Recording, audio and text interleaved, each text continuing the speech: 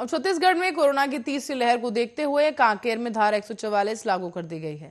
प्रदेश में कई हिस्सों में कोरोना संक्रमण के मामलों के बाद अब बढ़ने के बाद शासन प्रशासन हरकत में आ गया है और इसी क्रम में अब कांकेर शहर के वार्षिक मेले को भी मंगलवार को बंद करवाया गया। तहसीलदार आनंदराम नेताम और थाना प्रभारी शरद दुबे की टीम ने यह अनाउंसमेंट कर ये बताया है कि धारा 144 लागू कर दी गई है। साथ ही ये भी जानकारी दी गई, कारोबारियों से अपील की गई कि वो सारा सामान समेट ले और कोरोना सुरक्षा में एहतियात बरतने के सारे उपाय किए जाएं। कांकेर जिले में जुलूस, रैलियों और सभाओं, सामाजिक सांस्कृतिक आयोजन, धार्मिक आयोजन और खेलों के आयोजन पर रोक लगाया गया है। अधिकारियों ने कहा है कि कोरोना मानदंडों का पालन नहीं करने वालों के खिलाफ कार्रवाई की जाएगी। किसी भी आयोजन में 200 से अधिक व्यक्तियों की उपस्थिति की संभावना होने की स्थिति में संबंधित अनुभाग के अनुविभागीय दंडकारी से लिखित में अनुमति लेने की बात भी कही गई।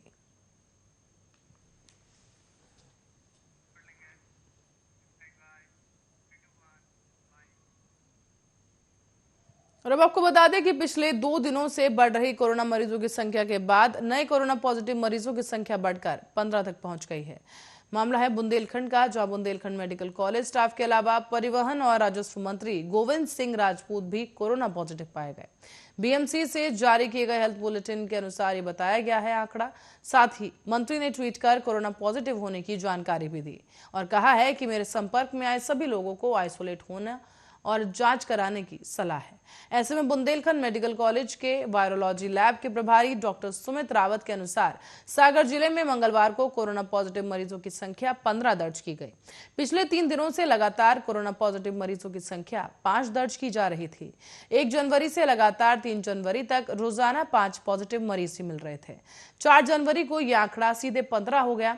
3 गुना उछाल। परिवहन मंत्री के परिवार के सदस्यों की भी कोरोना जांच कराई गई। 2 बीएमसी स्टाफ, आर्मी के एमआरसी सेंटर के 4 के अलावा 2 और कोरोना पॉजिटिव मरीजों की पुष्टि हुई है।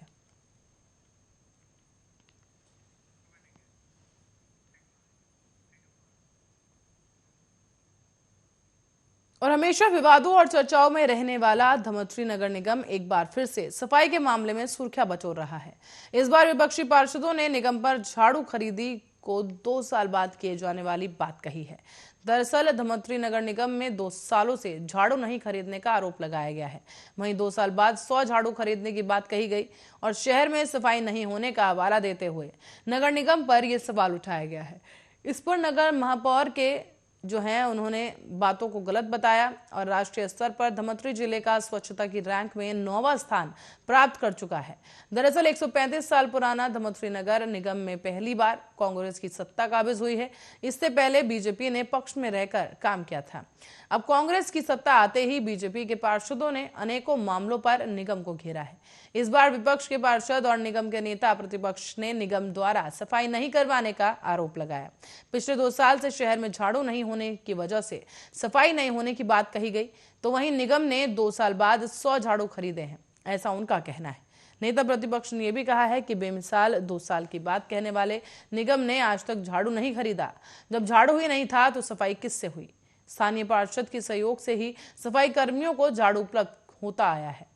निगम ने 2 साल में अब झाड़ू खरीदा है और सफाई की बात कहने वाले निगम ने सिर्फ सुर्खियां बटोरी है।